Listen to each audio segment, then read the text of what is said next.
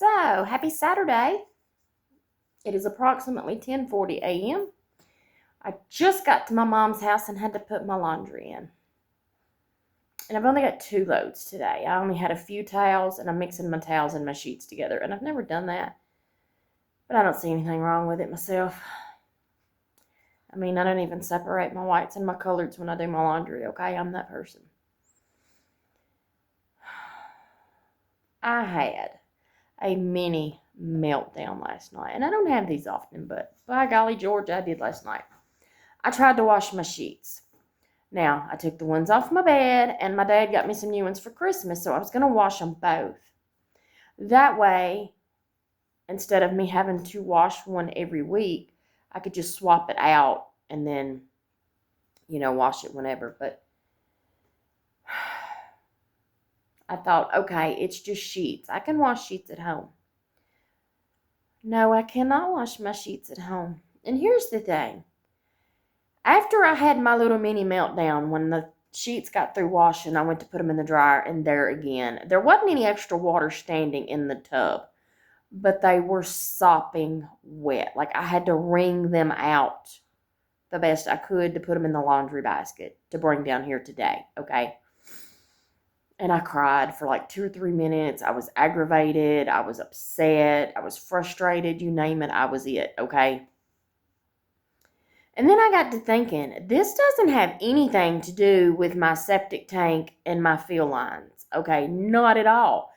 Because even when when the yard is flooded and I have trouble flushing, or you can't take a shower longer than 2 minutes, like you could do a quick wash on the washer if you had to. I typically didn't. I'd come down here, but if I had to, I could.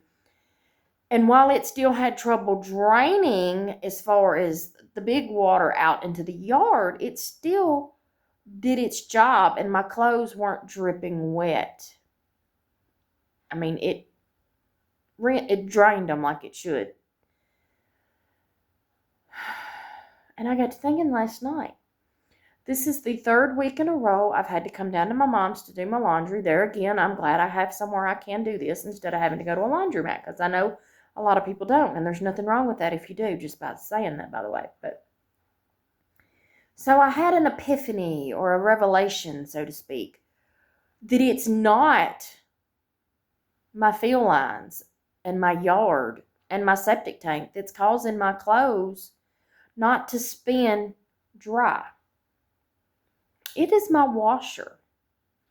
So I go back and I look through my emails, because I save all my emails for appliances, for warranty's sake and whatnot. Well, my washer and dryer, I bought it as a set from Sears, and we all know Sears is no longer in business 8 years ago.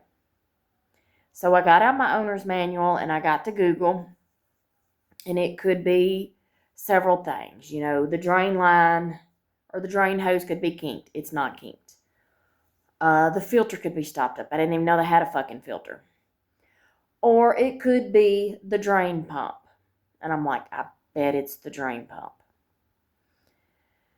So I went to their website. I priced a pump, and it's not bad. It's like $50. But the one for my machine has been discontinued. Now, if you could find a replacement, and I'm sure I could through Amazon or somewhere, don't get me wrong, it's still going to cost $250 in addition to the $50 part to fix my washer. Because I've asked Google, and then I've talked to 2 people today.